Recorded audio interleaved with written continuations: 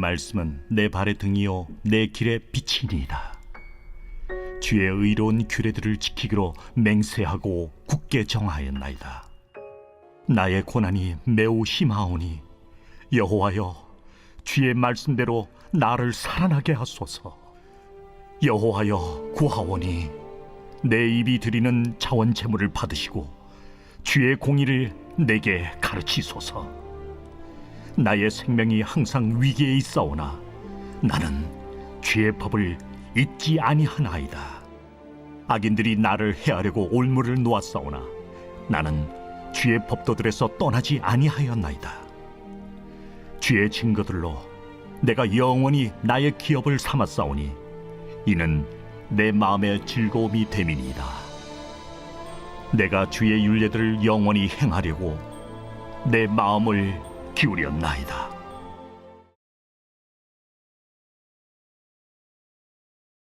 할렐루야. 오늘 우리에게 주신 하나님의 말씀은 시편 119편 105절부터 112절까지 말씀입니다. 오늘 말씀의 제목은 인생의 빛 말씀입니다. 어느덧 시편 119편의 말씀을 함께 나눈 지 벌써 14번째 시간입니다.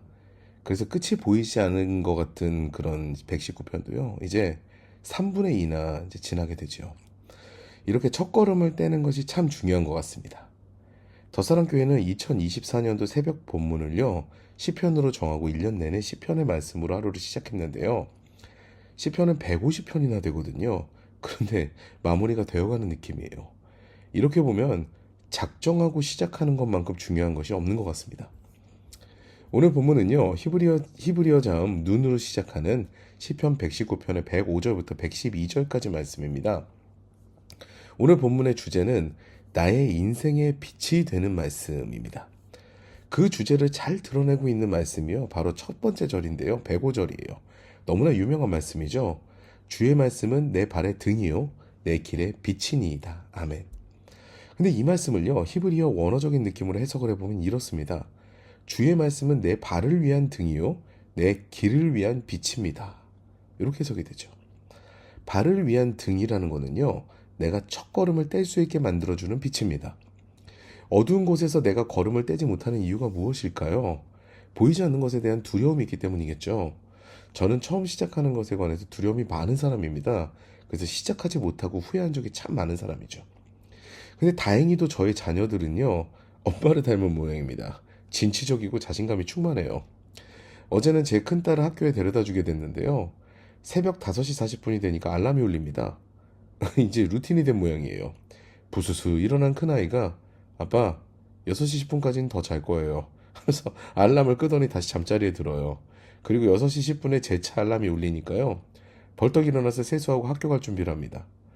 저를 닮아가지고 아침잠이 분명 많은 아이거든요.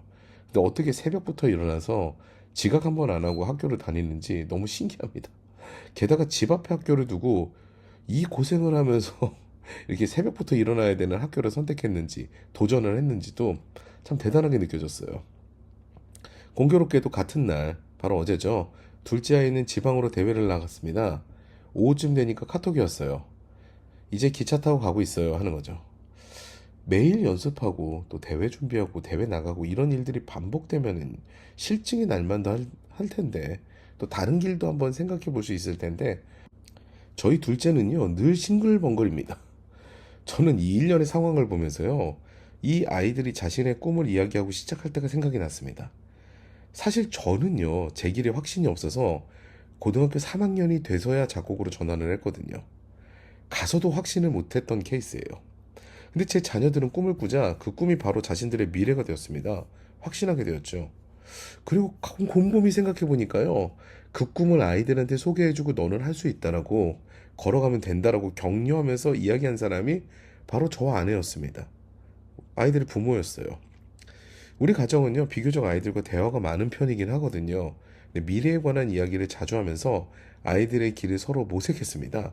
그리고 최대한 그 길을 걸을 수 있도록 정보를 제공하고 도움을 주려고 애를 썼죠. 판을 깔아주려고 애를 썼어요. 그 결과 아이들은요, 확신을 가지고 자신의 길을 걷고 있습니다. 이런 거죠. 신뢰가 가는 존재인 부모가 권하는 길에 확신이 있게 된 거예요. 단지 부모에게 신뢰가 있어도요, 첫걸음을 기꺼이 뗄 수 있는 것이 아이들입니다. 자녀들이에요. 그러므로 우리가 주님을 신뢰하고 주님의 말씀이 내 말씀으로 다가오게 되면요, 한 치 앞도 보이지 않는 인생에서 첫걸음을 떼는데, 그 길을 걷는데 담대하게 그 한 걸음을 내디딜 수가 있는 것입니다. 그 말씀에 관한 신뢰가 있으면요, 또한 그 말씀을 결코 내려놓지 않습니다. 107절 말씀인데요. 나의 고난이 매우 심하오니 여호와여 주의 말씀대로 나를 살아나게 하소서. 아멘. 말씀에 대한 신뢰가요, 의심보다 커지게 되면요, 그때는 어두운 인생길에서 돌뿌리에 채여 넘어져도요, 실망하지 않게 됩니다. 저는 제 자녀들이지만 딸들이 참 대단하게 느껴지는 부분이요, 실패를 별로 두려워하지 않아요. 시합에서 져서 와서 괜찮아? 이렇게 물어보면 괜찮아요. 많이 늘었대요. 그럽니다. 그리고 작곡 힘들지 않아? 그리고 새벽부터 일어나가지고 학교 가는 거 힘들잖아. 재밌어요. 하길 잘했어요. 이런 대답이 돌아오면요, 안도가 됩니다. 부모가 권해준 길, 응원하는 길을 걷는 자녀가요, 넘어져도 다시 걷는, 그리고 힘들어도 그 길을 불평하지 않고 걸어가는 이 상황이요, 저희한테 너무 감사한 거죠. 그래서 더욱 아이들을 위해 기도에 매진하게 됩니다. 이제 제가 할 수 없는 일들은 모두 주님께 맡기면서 아이들이 우리의 말이 아닌 주님의 말씀을 더욱 붙들기를 기도하게 되는 거죠. 주님을 향한 믿음을 갖게 되면요, 말씀이 내 말씀이 되게 되고요, 의심이 아닌 확신으로 인생길을 걸어가게 됩니다.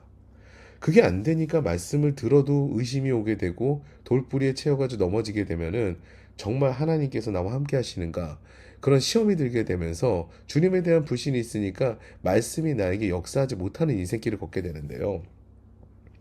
그 주님의 말씀에 대한 신뢰가 있게 되고 주님을 정말로 믿게 되고 그걸 확신을 내 마음 가운데 깊게 자리 잡게 만들게 되면은요, 그렇게 되면은 가장 좋은 길로 인도하실 것이라, 주님께서 푸른 풀밭과 쉴만한 물가로 인도하실 것이라는 그런 믿음이 생기게 되니까요, 걸음을 떼는데 담대하게 될 수밖에 없는 거죠.